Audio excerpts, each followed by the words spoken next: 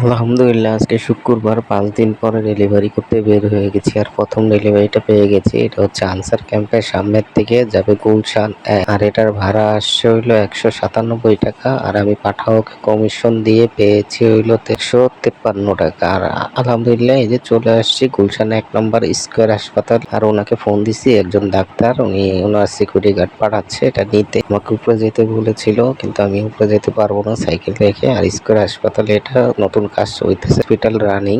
যখন উনি চলে আসছে আমি এখন এটা দিয়ে চলে দেখি আবার পার্সেলের রিকোয়েস্ট কখন আসে ওয়েট করতে থাকি। আলহামদুলিল্লাহ দ্বিতীয় পার্সেলটা পেয়ে গেছি আর এটা যাবে মোহাম্মদপুর টাউন হল থেকে রামপুরা বনশ্রী। আর এটার ভাড়া আসছে হইলো আপনার ৯০ টাকা, পাঠাওকে কমিশন দিয়ে আমি পেয়েছি ১৪৮ টাকা। আর এই যে রামপুরা চলে আসছি বনশ্রী, ওনাকে ভাইয়াটা নিচে বসেছিল ওনাকে দিয়ে এখন চলে যাবো। রাত ১১টা বেজে গেছে, এখন আর পাবো না।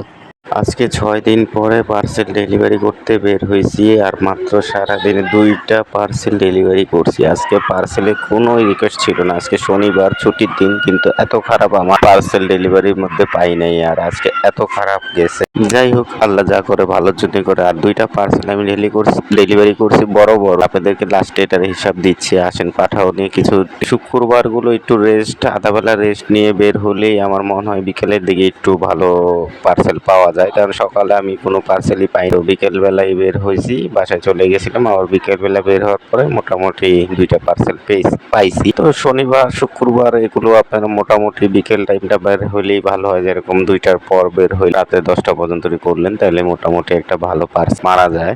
তো এই শনিবার আমার সাথে কি হইলো আমি নিজেও বুঝতে পারিনি, আমি এত খারাপ হয় না। আলহামদুলিল্লাহ, আল্লাহ যা করে ভালোর জন্যই করে। আর আপনারা রবিবার থেকে বৃহস্পতিবার পর্যন্ত মোটামুটি ভালোই একটা চাপ থাকে, সকাল থেকে একদম রাত পর্যন্তই।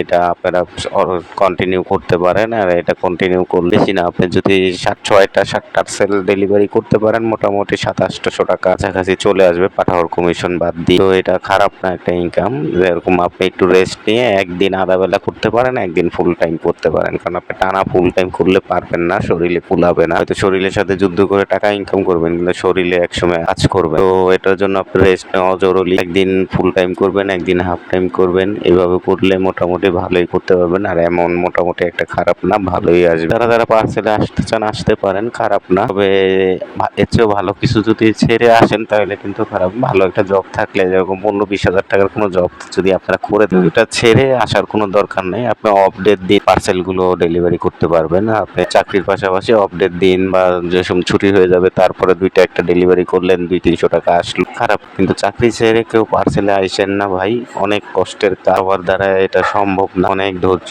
অনেক কষ্ট করে তারপরে ইনকাম করতে হয়, রোদে পুড়ে বৃষ্টিতে ভিজে। মানে ভাই পরিশ্রমের কোনো সীমাহীন নেই। অনেক সময় অনেক কাস্টমার অনেক খুশি করে দেয়, কিছু টিপস দেয়, বেশি চাইতে হয় না, টিপস দেয় তখন। যাই হোক, 2টা পার্সেলে আমি পেয়েছি হলো 386 টাকা আর পাঠাওকে কমিশন দিয়ে আমি পেয়েছি 301 টাকা। যাক আলহামদুলিল্লাহ, আল্লাহ যা করে ভালোর জন্যই করে। তাও তো 300 টাকা ইনকাম হয়েছে, নাহলে তো এটাও হইতো না। সবাই আমার ভিডিওটাকে লাইক কমেন্ট শেয়ার করে দিবেন, চ্যানেলটা সাবস্ক্রাইব করে দিবেন। আল্লাহ হাফেজ।